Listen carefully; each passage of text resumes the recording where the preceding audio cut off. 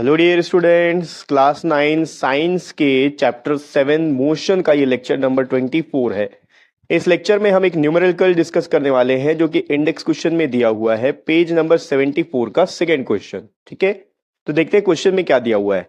ये न्यूमेरिकल बोलता है, a farmer moves along the boundary of a square field of side 10 metre in 40 second.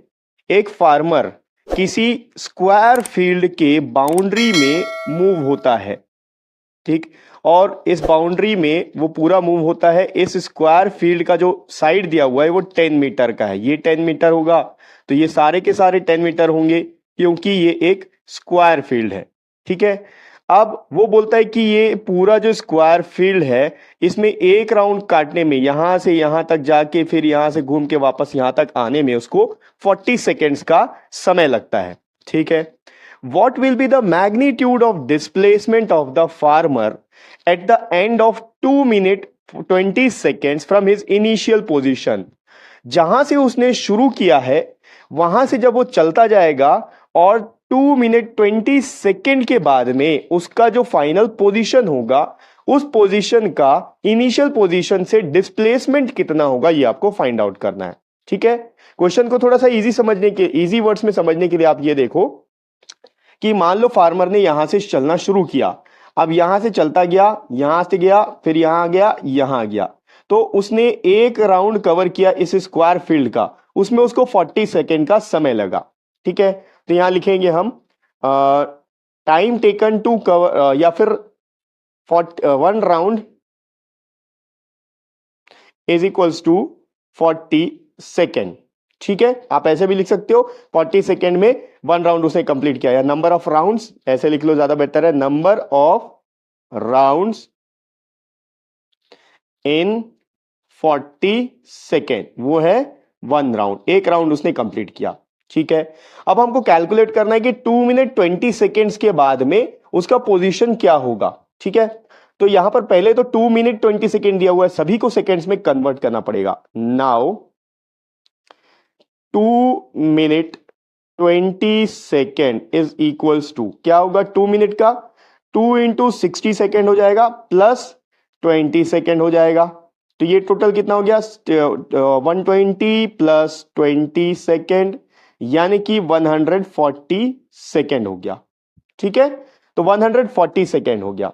अब यहां पर देखना है हमको कि 140 सेकेंड में उसने कितना राउंड कवर किया या उसका फाइनल पोजीशन क्या होगा।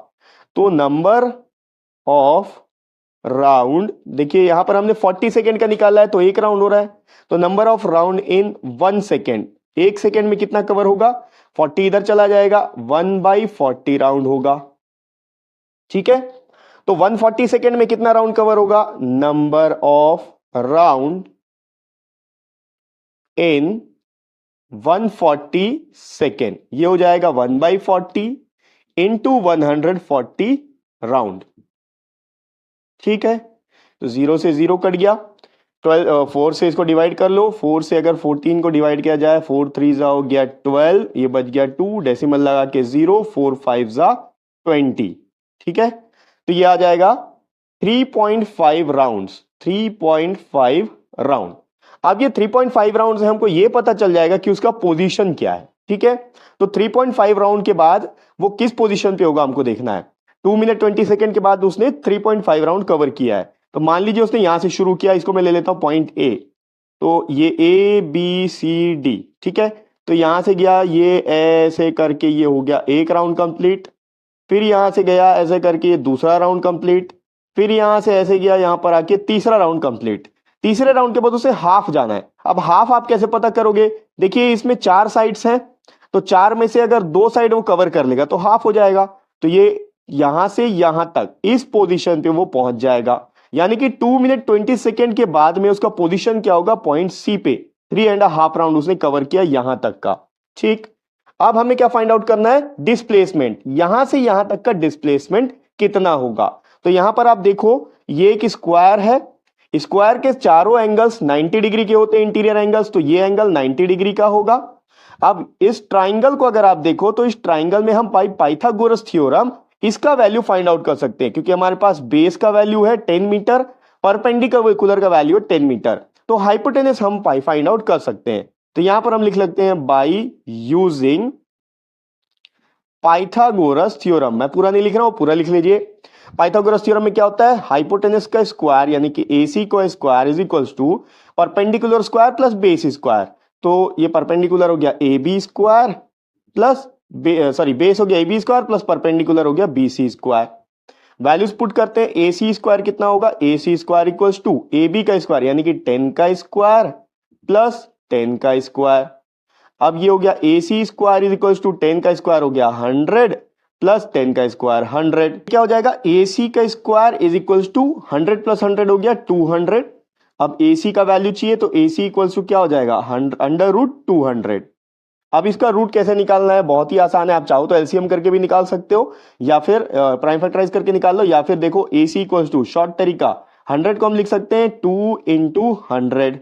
ठीक है, अब 100 तो किसका स्क्वायर होता है, 10 इंटू 10 लिख सकते हैं 100 को। ठीक है, 10 10 100, 100 इंटू 2 200 हो गया। तो AC इक्वल्स टू ये 10 एक बाहर आ गया और अंदर में बचा √2 और साथ में मीटर। तो इसका फार्मर का डिस्प्लेसमेंट कितना हो जाएगा, 10√2 मीटर। ठीक है, तो ये हो गया पेज नंबर 74 का सेकेंड क्वेश्चन। नेक्स्ट क्वेश्चन हम अगले वीडियो में डिस्कस करेंगे और नेक्स्ट वीडियो का लिंक आपको इसी वीडियो के डिस्क्रिप्शन बॉक्स में मिल जाएगा।